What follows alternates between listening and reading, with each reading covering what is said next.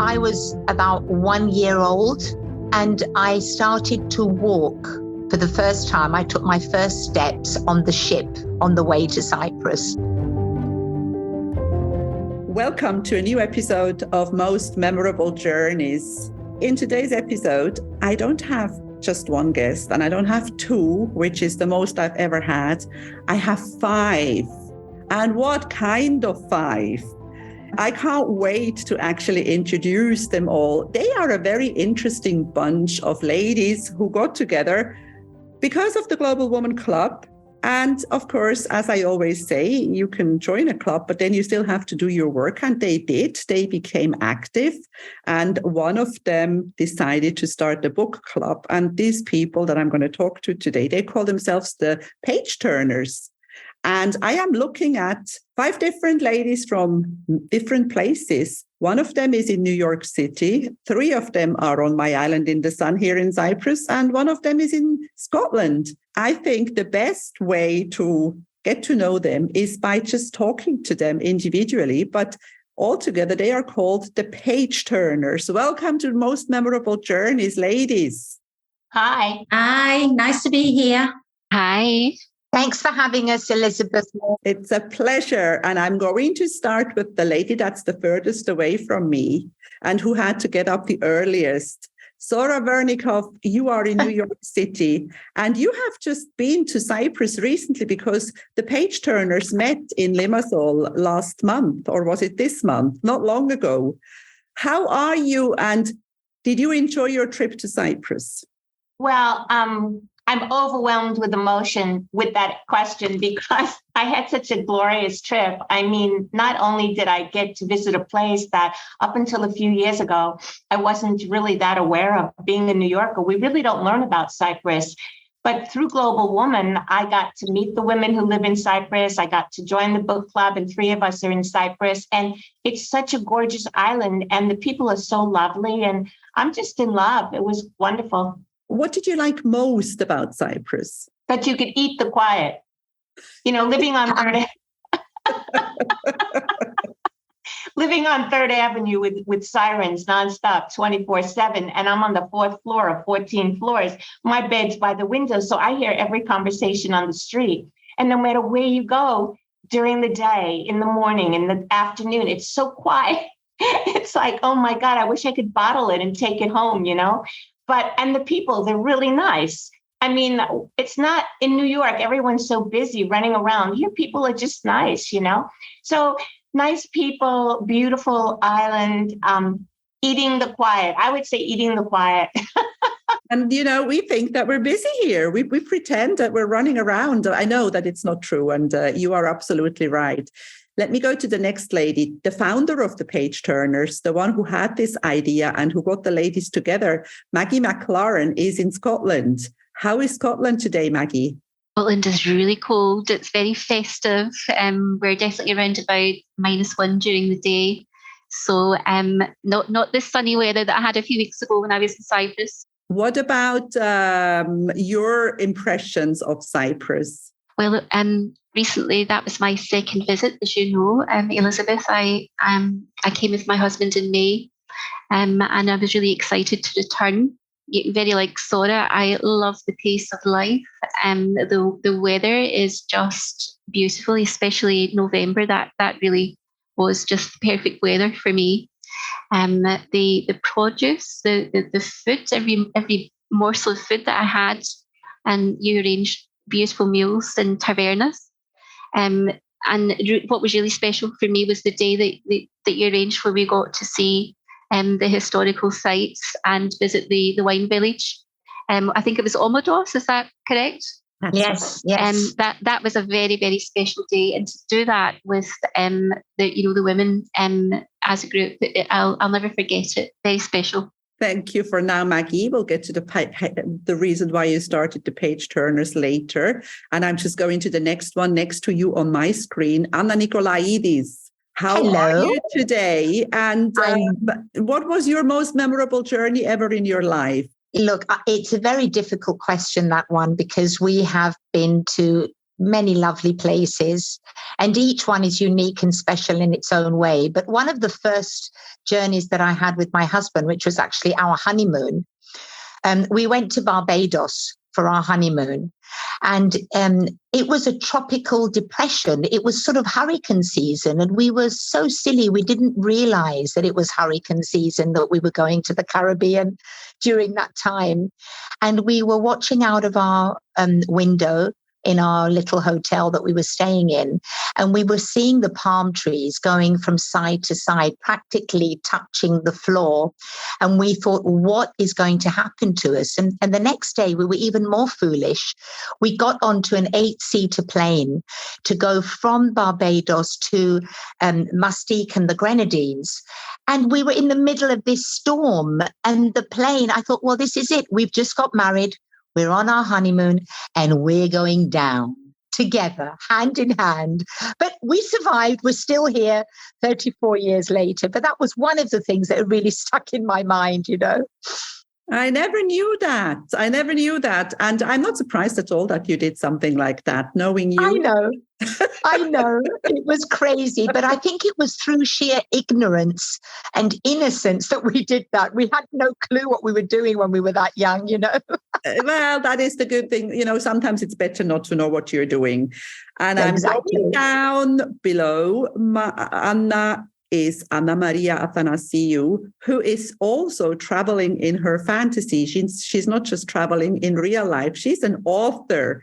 And do you sometimes feel like you're not sure now if this is real or if this is in one of your books when you travel? Oh, now that's a good question. Yes, possibly. I use a lot of my fantasies of where I'd like to travel in my books and go to places that I haven't had the chance to go to. So I love daydreaming and make believe. I live it every day. It's a great way to live. That you're dreaming of and that you would like to go to, but you haven't been. Like what? I have been to Italy, but I have only driven through it very quickly. So I would love to actually do a full.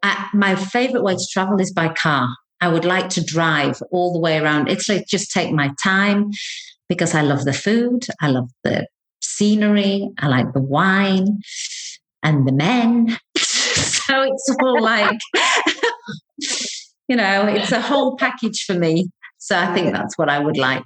Definitely agree with you. And as I always say, Italian men are the only men who still flirt with women our age. Exactly.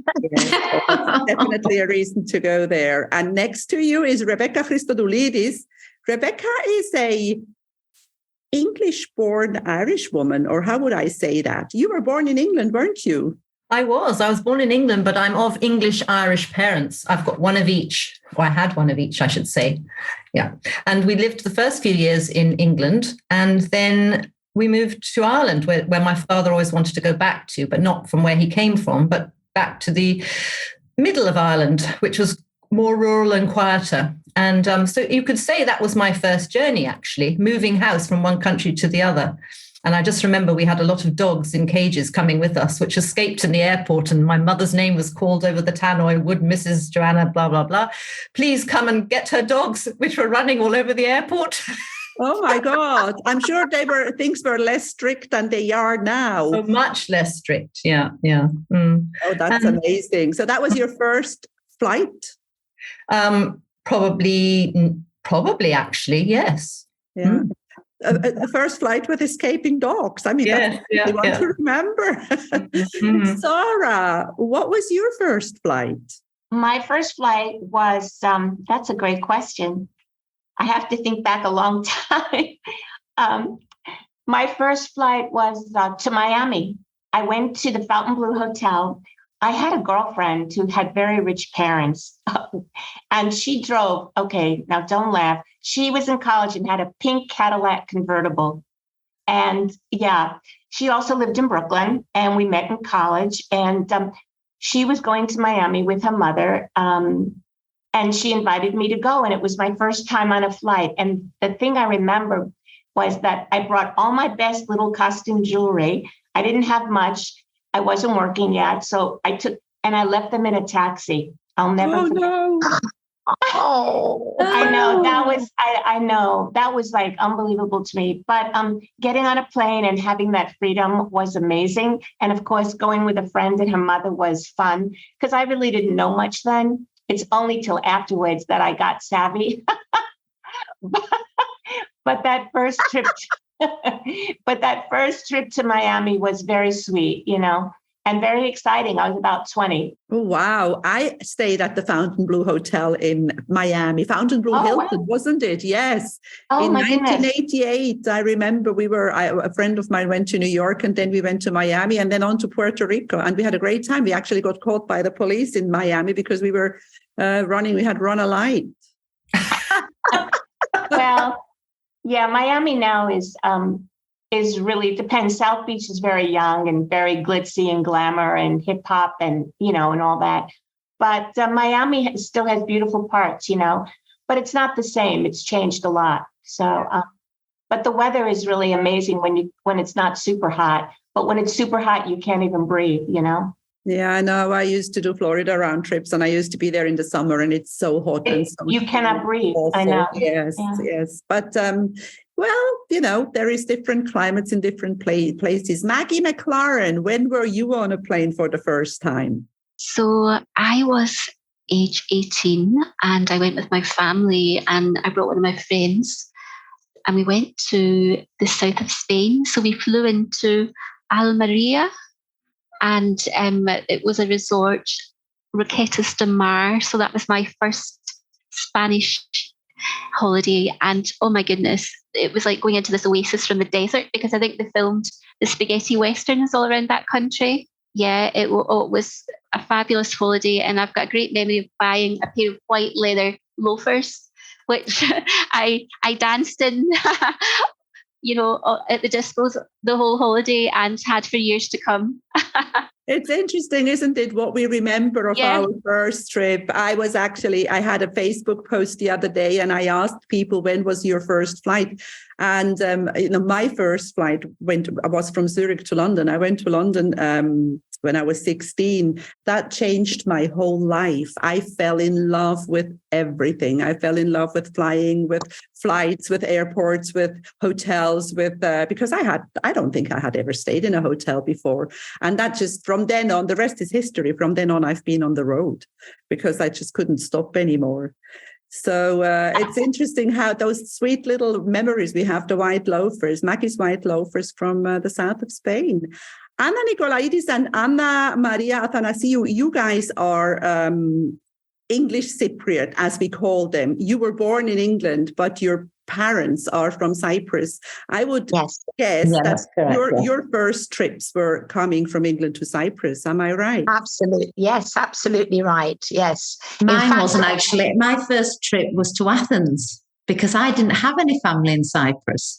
So I was 5 years old on my first flight, and all my family were in Athens. So, and I remember it very clearly because I was kind of scared, but at the same time very excited. And then I promptly fell asleep. So I fell asleep for the whole flight. And my mom had my younger brother, who was just one, who was a wriggler, and she had her sister, who was only 3 years older than me, who screamed the whole flight going up because she realized she was going up in this big tin can, and I just passed out in the corner until we arrived. You decided to sleep so nobody would see you. I used to think as a child, when I close my eyes, people won't be able to see me. So. Well, the funny thing is, my parents were actually talking about the first time they came from England back to Cyprus with a car.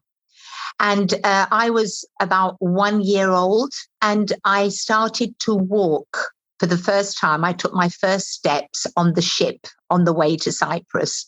Wow, that is so amazing. I mean, these are cool.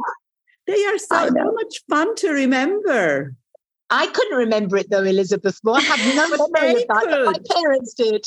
They could. And, this is the thing that I often, people take videos of their kids there is a thing like, people take their kids to places and then somebody may say, but they will not remember it, but I will. And this is, I took my kids everywhere and we had so much fun. I took my kids to New York the first time when Natalie was 8 and Alexi was 6.5, and we had a great time. Yeah.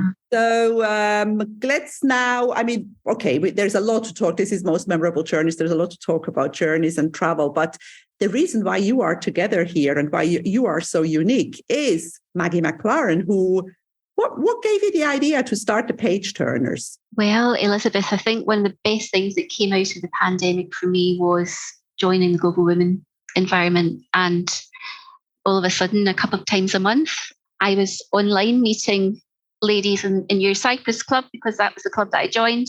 And the other one that I went to regularly was New York, which you also were the director of at that time. And I was working from home and we were all in different levels of lockdown, as you will remember.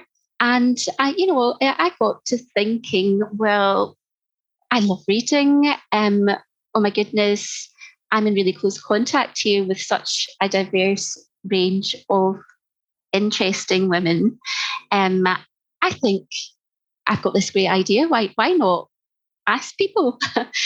And I'm so glad that I did, because when I asked Anna Maria, first of all, a novelist who I would not have come into contact with, there's probably very little chance that Anna Maria and I really would have ever met. And she was interested. The next person I thought of, as well as yourself, because you were involved at the beginning, and of course are an honorary member, I thought about Sora in New York. Who wouldn't want Sora in the group club, the book club? Sorry, it grew from there as a result of Anna Maria and I's discussions, and I'm so glad that I had that idea, because 2 years on, as you know, we've recently all met up in Cyprus and it's just been magical. Yeah, I think this is amazing. And this is really the upside of the pandemic, because I started my podcast because of the pandemic. I don't think I would have ever done that. I needed to do something. I couldn't travel, so I needed to talk about travel. And then I really started to enjoy it. And the other thing is that I used to coach people on Skype before the pandemic, but not many. I didn't have many overseas clients. I had some. And then suddenly Zoom became the name of the game. And I actually, my friend Christina had to show me, when I was in quarantine, she had to show me how to share a page. How to share your screen. And, now we are all professional Zoomers and looking at other here, but it's amazing what this has done to us. And this is the good side. And I think it's important in life generally to always look at the upside of things. I mean, let's hope it's over. Let's hope there is not going to be, there is going to be more stuff, but I hope this one is over. So Sora, when she asked you to join the club, what did you think? What am I going to do with these women? Oh, that's a very loaded question. Oh my goodness. Okay, so coming from Brooklyn, I'll tell the truth. And the truth is, I thought, I really like these women, but I don't want to read these books. So I couldn't answer Maggie right away, because I seriously had to pray on this. I'm always busy and I'm involved in my own projects. And I'm the only one who doesn't have a husband in the group. So my day is different. I'm always running around. I'm always meeting people. And I'm always, so I balance my day between the work I have to do for myself and then being social, just to keep my sanity. So long story short, I really didn't know what to do. So I remembered what my mother told me. And she said, Sora, go to sleep and your answer will come in the morning. And I went to sleep and I thought, I don't want to read those books.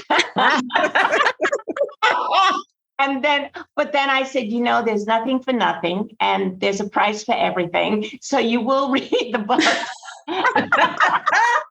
And you will somehow manage to do that because I want to get to know these women, because I like them all. So The next morning I said, okay, I'm joining, because I said, I'm going to find a way to do this. And interestingly enough, I did.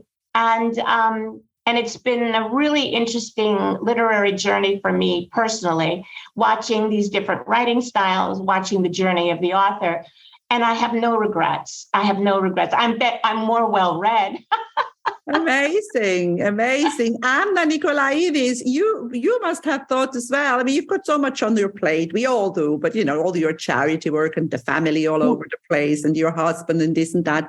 Did you really need a book club? To be honest with you, I didn't need a book club, although I was an avid reader before, and, studying English literature at A-level and classical civilization and all that business, and then going into law. I had read a lot of things, but I didn't have time to sit and read a book from start to finish unless I was going on a holiday where I could just sit under a palm tree.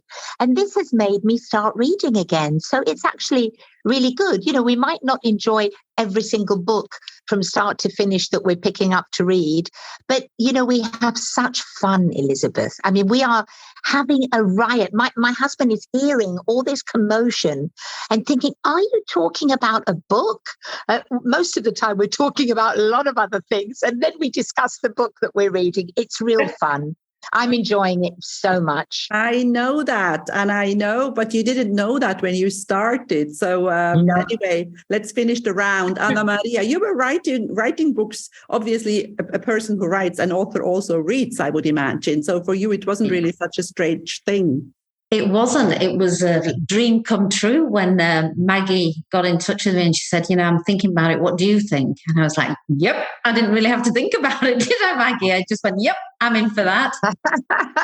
Because I read between 3 to 5 books a week on average. God. So for me to be asked to read is like, yes, bring it on. But I have to say, what was strange for me is because I was reading books that other people have picked. And the last time I did that was when I was at school. So I'm reading things I've never would have read before, which is great for me. And also, like Anna said, we have so much fun.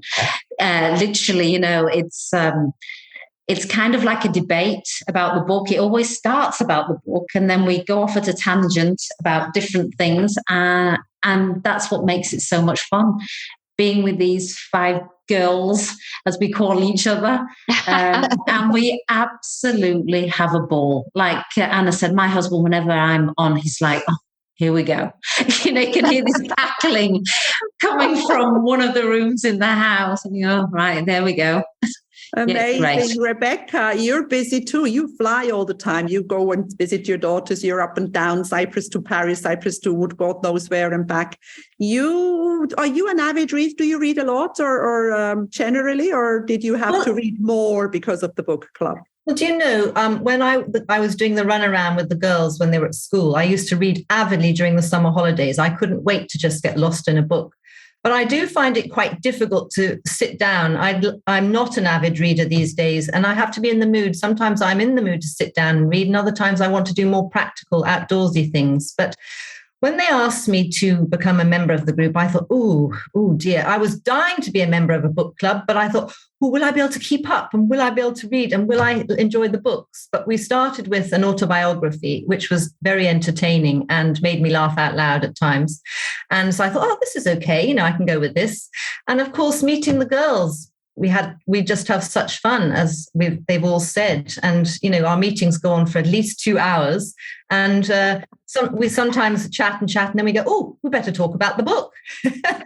But I like the diversity. And as somebody said, it makes you read books that you might not normally pick up. And because I love quite thick books, which are usually it's a novel, but it has a sort of historical background with a plot going on, or several plots. I love those. But we've read some amazing spy stories, which I've really enjoyed in this club, and a lot of contemporary stuff, which is nice, as well as the sort of older authors. I love Alexander McCall Smith, which Sora has chosen, because it's it's the simplicity and the description. It's just so beautiful and wonderful. And you're in a different culture. You're in Africa. I think it's Africa, isn't it, Sora? It's not the it just, you're getting into another culture, another way of life, and another way of talking and descriptions and phrases and expressions. So it's fantastic. And of course, I love the girls. Ah, we love you too. I love the girls, and I'm not even in the book club. Well, we consider you are, you're I am. Anyway, now the thing is about these ladies, girls, they are not just readers and members of the book club. They also write books. So, Sora, you've written a book, and you're finishing your second, or have you finished your second book? Tell us about your books. So let's start with the first, because that's easier to talk about. So as all of you know, I was a compulsive eater. I had dieted my whole life. And then one day I looked out at these kids I was teaching in an inner city school and said, how come these kids who walk, talk, and do all those other things listen to you, Sora? But food has no animate qualities. You can't stop thinking about it and you can't stop eating. And I just got this idea to stop dieting and journal all my eating experiences before, during, and after. I wanted to find out why I thought about food all day. I was obsessed in understanding it. So I figured it out after years of journaling and years of trial and error. And then when I reached my goal, and I've kept my weight off since 84, I knew that I could transfer my classroom management techniques to food management techniques. And I developed an easy-to-use Eat and Stop Yourself No Diet weight loss program, which I'm proud to say not only lets you get healthy and take your weight off, but it actually lets you make peace with food. And I'm all about peace. So that's very important to me. And now COVID came, and I was listening to what you said, Elizabeth, and COVID drove me to my next project, which is a project I started in 1995. I developed a way to zap negative and self-doubting thoughts by using the same techniques in my Eat and Stop Yourself program. And what I did was I said, okay, I'm one to turn lemons into lemonade. I'm going to write this book. I'm going to do this project. So through social media, I started teaching the program again and was able to construct it so it's teachable in a very short amount of time. And so I'm working on the second book, which will teach people how to be positive. It's a positivity management program, and it's something that I need and that I use, and I'm very proud of it. But like anything else, it's a journey. I have no idea when it's going to be finished or when it'll be published, but it's a journey I'm on, and it's not an easy journey. Being a writer is, as Anna Maria knows, is complex, to say the least. And you have to have a strong constitution for the grind, so to speak. But I love creating content. I did it as a teacher, and I love it now. I just love making things simple, because I need it simple for myself, and I love the expression growing up in Brooklyn, KISS, keep it simple, stupid. So So I'm always working on making things simple. And so we'll see. That's the project I'm working on now. And I ended my last book, and inch by inch, anything's a cinch, yard by yard, life is hard. So I'm an incher. And whenever on Facebook, this guy said, the fastest way to get anywhere is to go slowly. So that's what I do. I go slowly. That is excellent. And we are waiting for the next book. Now, well, you know what? You're going to bleach your hair at least a couple of times before that. That's okay. We have time. Anna Nicolaides, you've never written a book, but I'm sure you could, because you're a traveler and you like the Far East. I love the Far East. Yes, I've always dreamt of writing a book. I've only written sort of things for myself, as you say, journaling or writing a few poems and writing very long letters to people. But it would be nice to spend time and be able to concentrate for enough time to be able to just devote that to writing a book of some type, whether it's traveling, whether it's my spiritual side of things that I'm very much into, and I love all those types of things. But one day it will happen. It will, I'm sure. Yes, I could. There is definitely a book in you. Oh, darling, you're so sweet, always so kind and always so encouraging. You're great. You're a lovely mum as well. I can imagine your children. If you talk like that to us, I wonder what you've done to your kids and how positive and happy they all are because of you. Oh, thank you. You are always kind to me, and I'm not sure how much I really deserve that. But that's not the issue here. We're talking about most memorable journeys and the Pageturners. Maggie writes, I actually co-wrote something. Well, I didn't really co-write. She wrote everything, and I added a couple of sentences. Maggie likes to write. Yes. So that was an ebook that I was inspired to write. As a cognitive behavioural therapist, I'm very passionate about especially helping people to improve their self-esteem. I think it's so common these days, especially in young people. And so, that was a great pleasure for you to contribute to that, Elizabeth. And I want to write more self-help guides, but also through the Global Women Book Project. Again, this was something that I did during the pandemic. I wrote a chapter, and I was one of 21 women. And the theme was tapping into your power to conquer your fears and reinvent yourself. So that enabled me actually to, I didn't realize how much I wanted to write about my experiences when I was younger, coming through a massive health struggle. And actually, I had at different points in my life, because of a lot of techniques that helped me manage, my health struggle. I had started to write at earlier points, and I hadn't really understood why, and it really enabled me, to express what was going on for me at that time. So it's been such a cathartic process. And I definitely want to expand that chapter. That's something that I am looking at, and do a lot more writing on the theme of using your voice, finding your voice. And hope is another very, very special word for me, small word with a big meaning. Where there's hope, I really believe that we can see the light, we can start to take action, and we've got choice, and we can really work towards goals.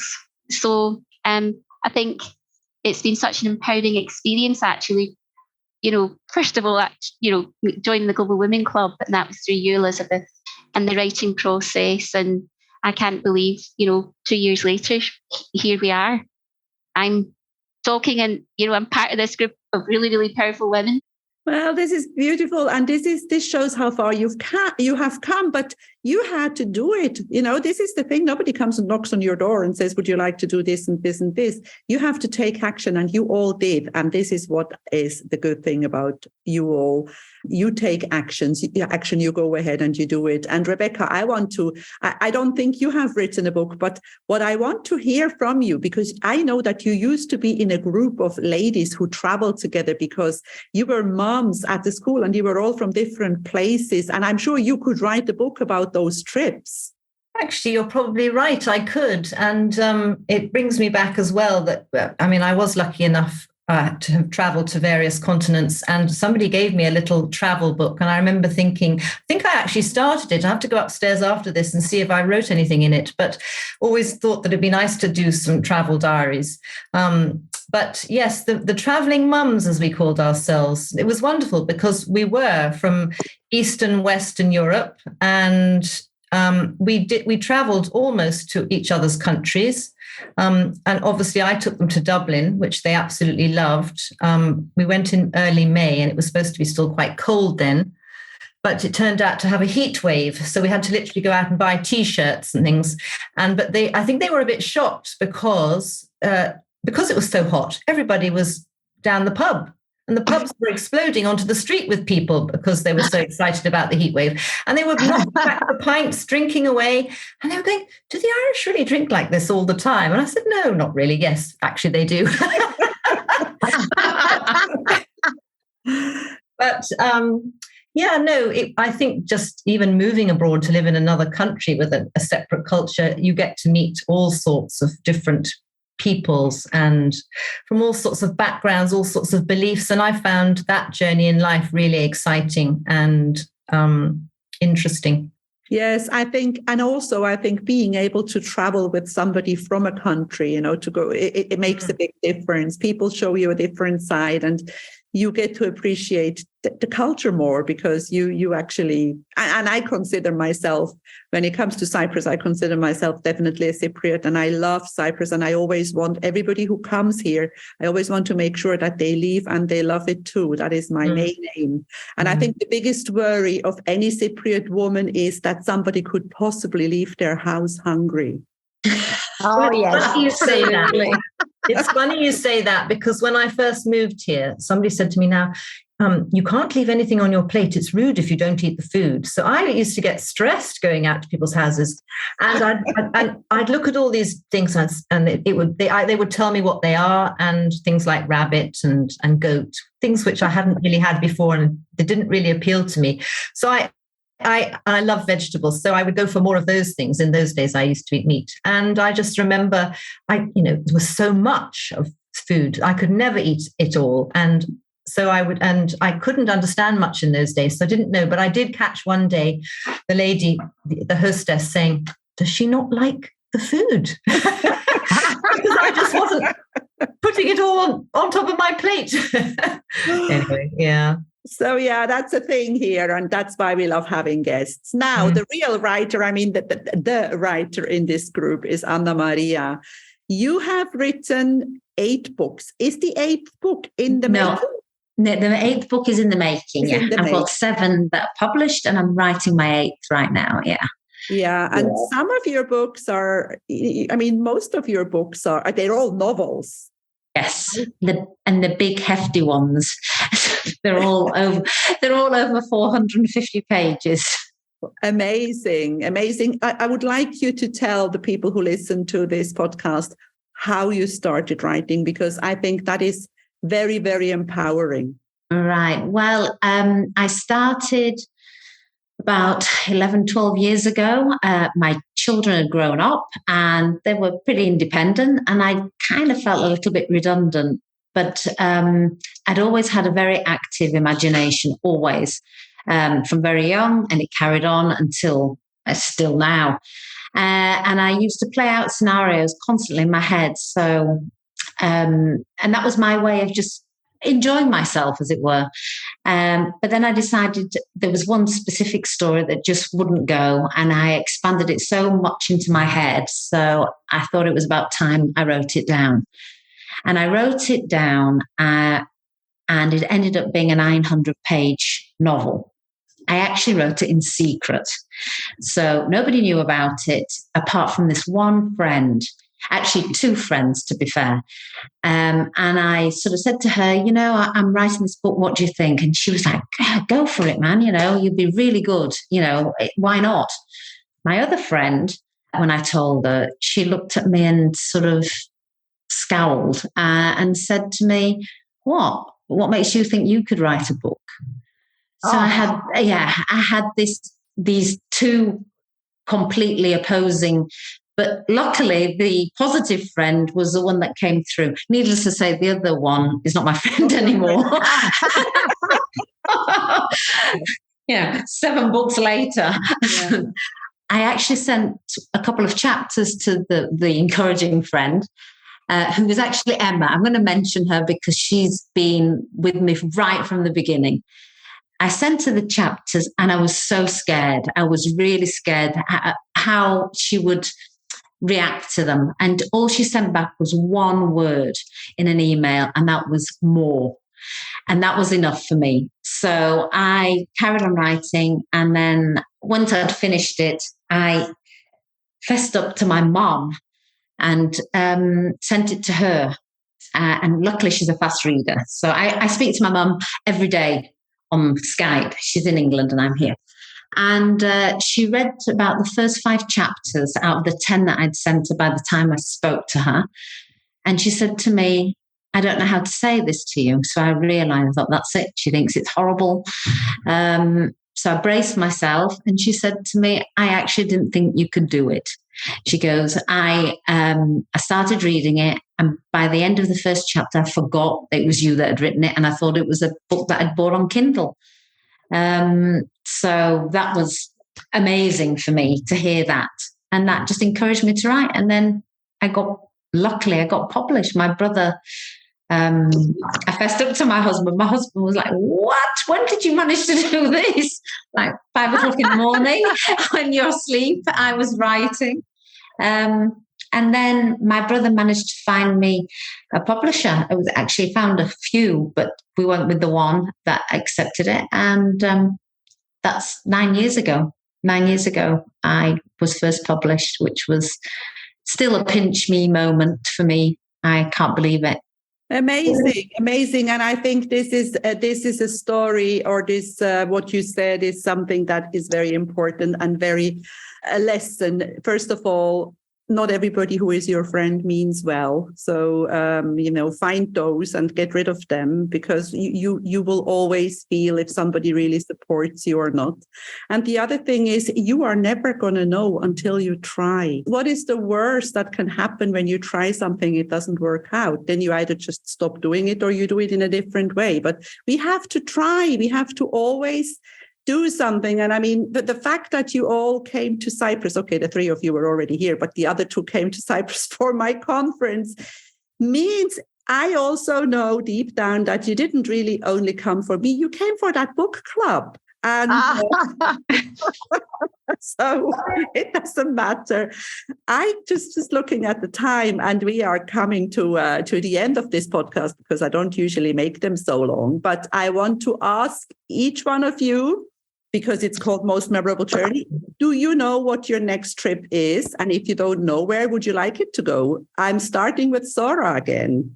Yeah, I do know my next trip. I do too. February 23rd, I'll be flying with, I call her a travel buddy. So I'm flying with my travel buddy to Buenos Aires, and we're spending 2 nights there. And then we get on the Norwegian cruise line. We're going to Antarctica because, so we're going to Montevideo, Uruguay. We're going to Chile. We're going to Punta Arenas, and we're going to Ushuaia. We're going to the Falklands. And I'm really excited because when I was 10 years old, I wrote a book. You see, so I read a book. I read a book called The End of the World. And Ushuaia is the end of the world. It's the southernmost tip. And I've always dreamt of going there. So for me, this is a dream come true to go there. And, I'm excited. Amazing. And it's for 2 weeks. So I'll be gone for 18 days. So I'm really, so it's a big trip for me, but it was number 1 on my bucket list. So, yeah. We're going to want to know all about that. Well, just between me, you, and whoever listens to this podcast, I don't post my trip pictures on social media for several reasons, but I will send some photos. And you have a blog.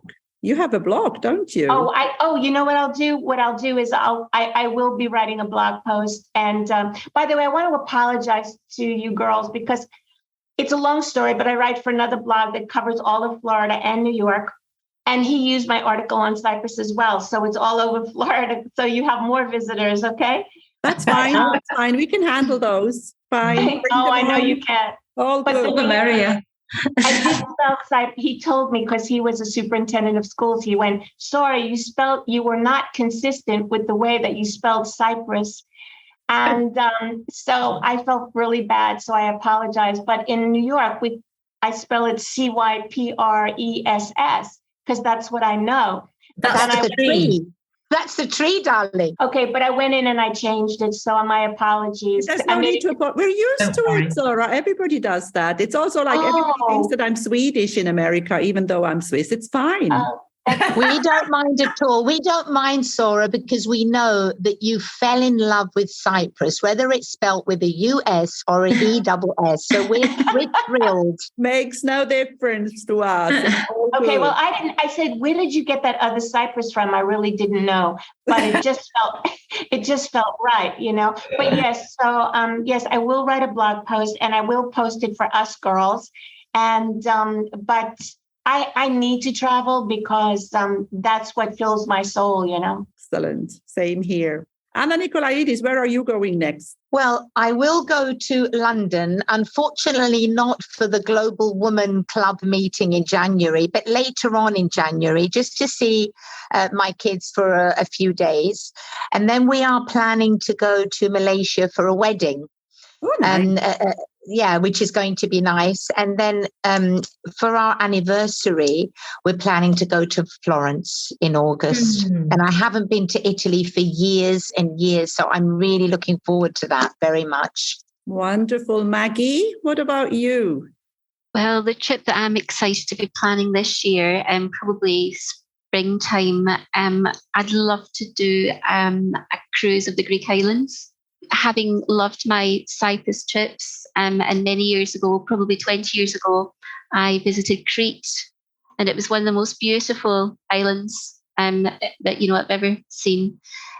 So definitely to maybe see Rhodes and Santorini, and part of it to be on a cruise ship would be absolutely spectacular. Great. And Anna Maria, are you going anywhere? I will be going for a book signing, actually, in June to my hometown of Leeds. I've been asked to go there. It's on June the 3rd. I'm hoping I'll be popping to England probably before that. But I'm also going to Vienna for 3 days with my mum in February to go see Michael Bublé and have 3 days there. So that's going to be great because it's in February, so it'll be nice and snowy, so we'll get the whole thing. And I have never been to Vienna, so that's why I chose to go there. Vienna is magical always. And Rebecca, I know that you're leaving tomorrow or something, aren't you? Well, I am actually. I'm leaving on Monday because I'm going to London for a very fleeting visit for the final graduation of my elder daughter. They've had, some was postponed and she's had 2 or 3 or 4 maybe graduations. I don't know. I've lost count at this stage. But yes, I'm going. And I've never been to London School of Economics before. So I'm just quite looking forward to going into the whole complex and seeing it.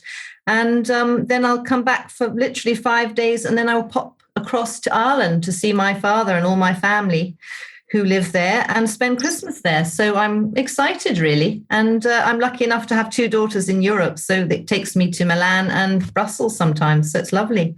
Amazing. I feel very... This is really a wonderful, international, happy, beautiful ladies round. And I admire you all. Congratulations, Maggie, for doing this, because you started it. And you sometimes you don't know what happens when you start something. That's why it's important to start it. And we're coming to the end of this episode. I want to thank you for taking the time. And I also want to tell the listeners, I think the episode is going to come at the beginning of 2023, not before Christmas. So we are all going to wish everyone who listens a very happy 2023. Definitely. Happy New Year, everybody. Happy New Year. Happy New Year. Happy New Year. And New Year. Happy New Year when it comes. Thank you, everyone. Yeah. Thank you. Thank you. It's fabulous. If you enjoy my podcast, please like, share, and subscribe to my channel. You will find all the information in the show notes.